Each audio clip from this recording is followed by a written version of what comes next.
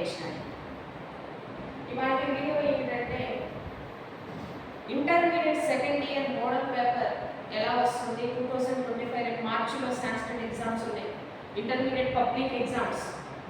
దానికి సంబంధించినటువంటి Sanskrit model paper, అలాగే ఎటువంటి రోమన్లో ఎటువంటి క్వశ్చన్ ఇచ్చే అవకాశం ఉంది అని ఇలాంటి ఆ అంశం మీద వీడియో తీయడం జరుగుతుంది. అందరూ కూడా ఈ వీడియోని చివరి వరకు చూడండి, మధ్యలో స్కిప్ చేయకండి. ఎందుకంటే ఇది మీకందరికీ ఉపయోగపడుతుంది అనే నా ఉద్దేశం మేరకు ఈ వీడియో తీయడం జరుగుతుంది. సాంస్క్రిట్ మోడల్ పేపర్ ఒకసారి చూద్దాము. ఇప్పుడు టైము ఎగ్జామ్లో 3 hours ఉంటుంది. అలాగే సాంస్క్రిట్ మోడల్ పేపర్ 2025 అందరికీ కనపడుతుంది కదా. ఓకే, ఇప్పుడు ఫస్ట్ మనం చూసుకున్నట్టయితే పద్యాలు 2 లెసన్ నుంచి ఇవ్వబడుతుంది.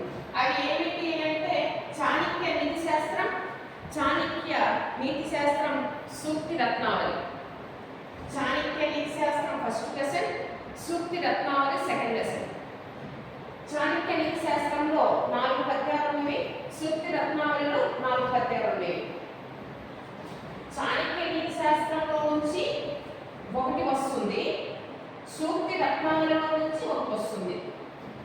ఇక్కడ ఫస్ట్ రోమన్లో 1 out of 2 2 క్వశ్చన్లు ఇస్తారు, ఏదైనా ఒకటి రాయాలి.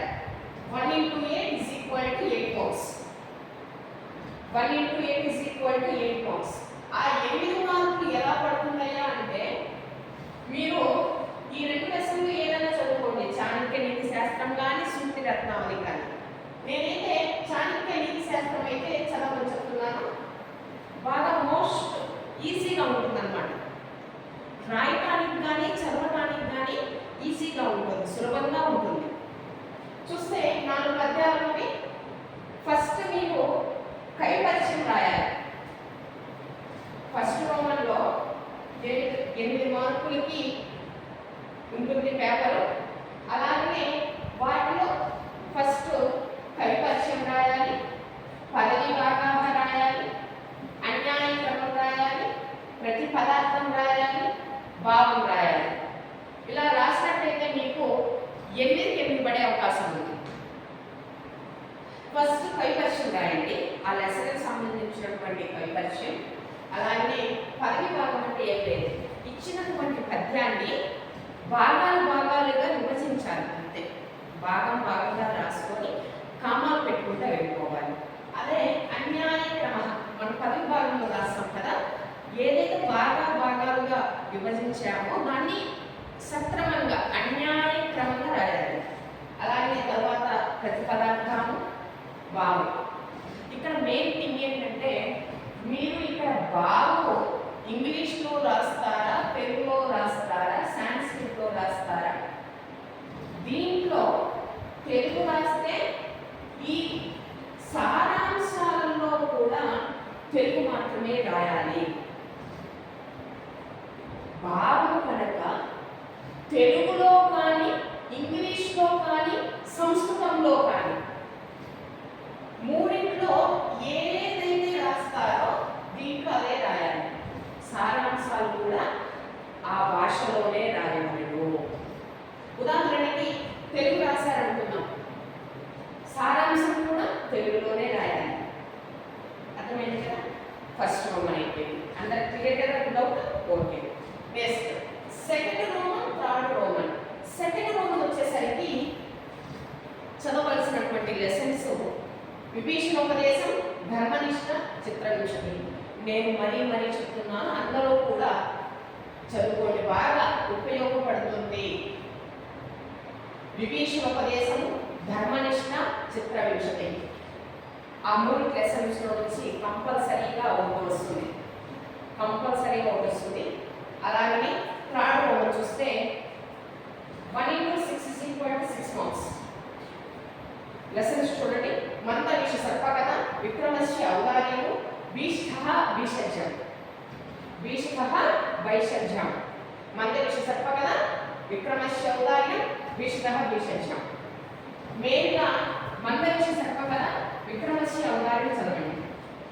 మందవేష సర్ప కదా విక్రమశ్రీ అవతారి. అలాగే మీరు ఏ భాషలో రాస్తే సారాంశం కూడా ఆ భాషలోనే రాయగలను అని చెప్పాను కదా. సారాంశం రాసినందుకు 5 మార్క్స్ మాత్రమే ఉంటుంది.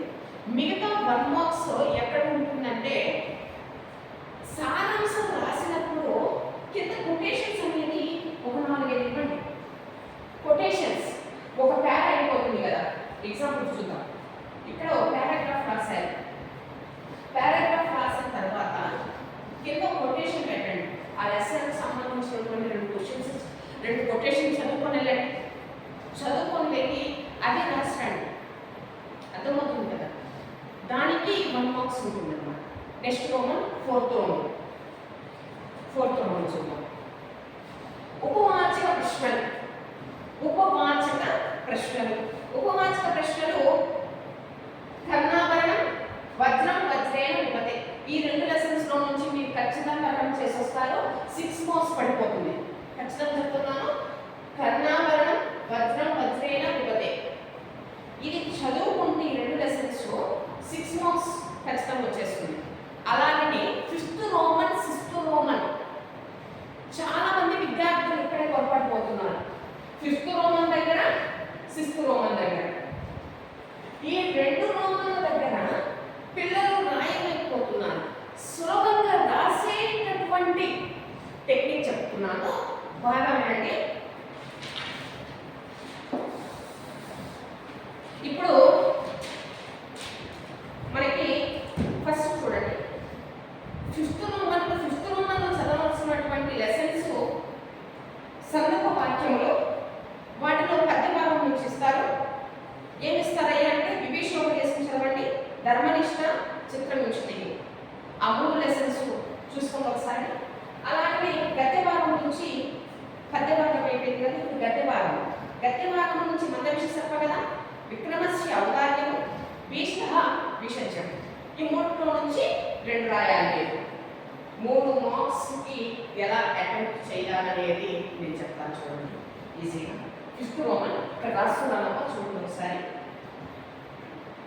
5th రోమన్ ఫస్ట్ కవి పరిచయ.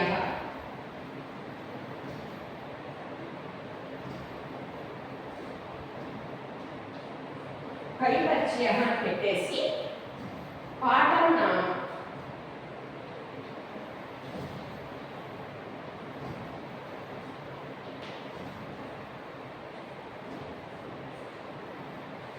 కవి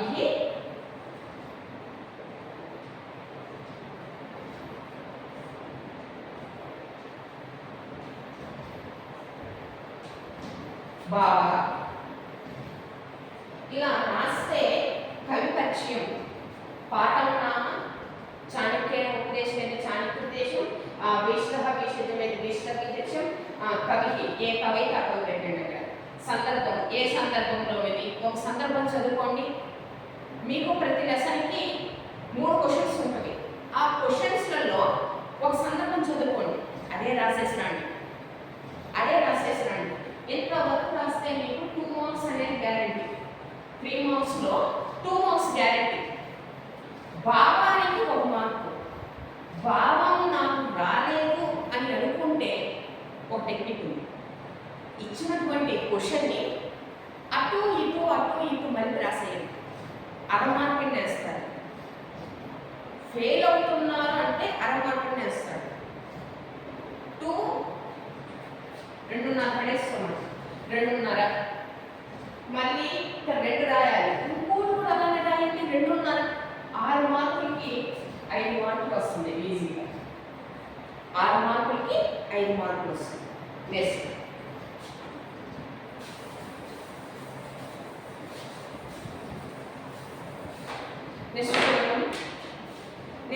7th రోమన్ లఘు ప్రశ్నలు. 7th రోమన్ లఘు ప్రశ్నలు 3 into 2 is equal to 6 marks. 3 questions రాయాలి, 2 marks. ఒక్కొక్క క్వశ్చన్కి 2 marks. 3 into 2 is equal to 6 marks. చూద్దాం ఏ లెసన్స్ నుంచి ఇస్తారంటే నోట్ చేసుకుందామా. విభీషణోపదేశం ధర్మనిష్ట, చాణక్య నీతిశాస్త్రం, సూక్తి రత్నావళి.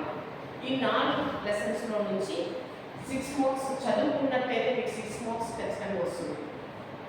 అలాగే ఏత్రోమన్ గద్య భాగం నుంచి గద్య భాగం లఘు ప్రశ్నలు 3 into 2 6 మార్క్స్. ఇక్కడేమో ఈజీ లఘు ప్రశ్నలు గద్య భాగం, ఇక్కడ గద్య భాగం లఘు ప్రశ్నలు. ఇక్కడ కొంత సారాంశాలు 2, ఇక్కడ 2 సారాంశాలు, ఇదేమో ఉపవాచక ప్రశ్నలు. ఇక్కడ చూసాను ఏత్రోమన్ నుంచి ఎటువంటి లెసన్స్ నుంచి వస్తుందంటే మందవిష సర్ప కదా, ధర్మనిష్ట, భీష్ట భీషజం, రాజవాహన జననం. మళ్ళీ చెప్తున్నాను, మందవిష సర్ప కదా, ధర్మనిష్ట, భీష్ట భీషజం, రాజవాహన జననం. ఇప్పుడు 8 రోమన్స్ చెప్పేసి నెక్స్ట్ 9వ రోమన్ చూస్తే 5 into 1 is equal to 5 marks. ఇది మాత్రం ఆల్ లెసన్స్ నుంచి లఘు ప్రశ్నలు చదవాల్సిందే, అన్ని చదవాల్సిందే.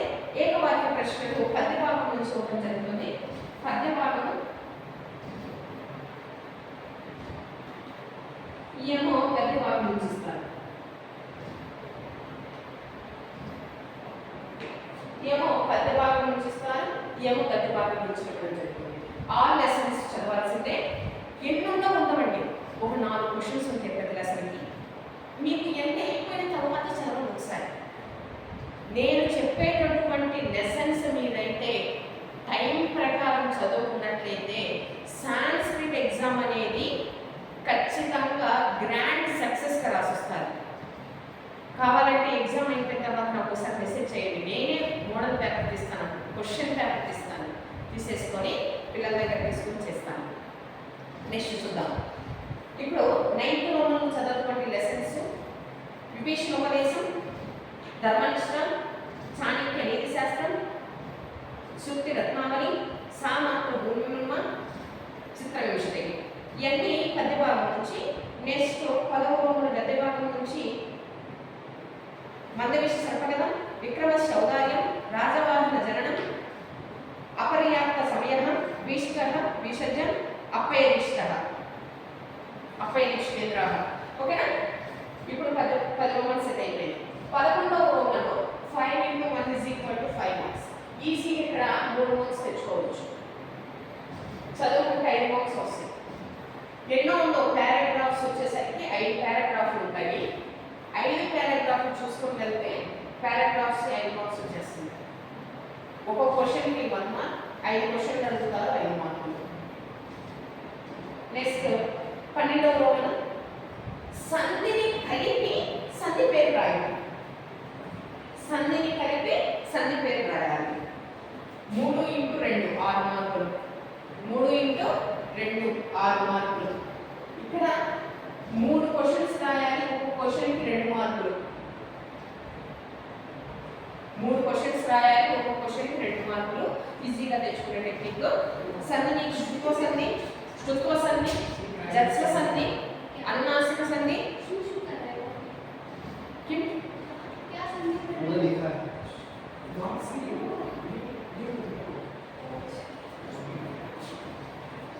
నెక్స్ట్ చూడడం శుత్వ సంధి, శుత్వ సంధి, జస్వ సంధి, అనునాసిక సంధి.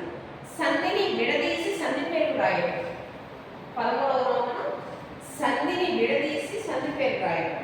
శుత్వ, జత్స్వ, శుత్వ, అనునాసిక 4. ఇక్కడ ఒక టెక్నిక్ ఏంటంటే ఈ రోమన్లో ఏదైతే క్వశ్చన్స్ 4 సంధులు చదువుతారో సేమ్ ఇక్కడ వచ్చేస్తుంది, సేమ్ సంధి ఇక్కడ వస్తుంది.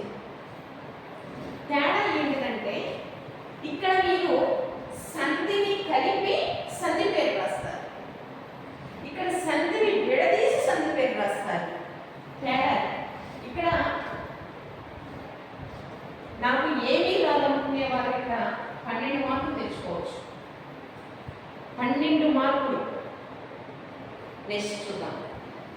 13వది 14వ రోమన్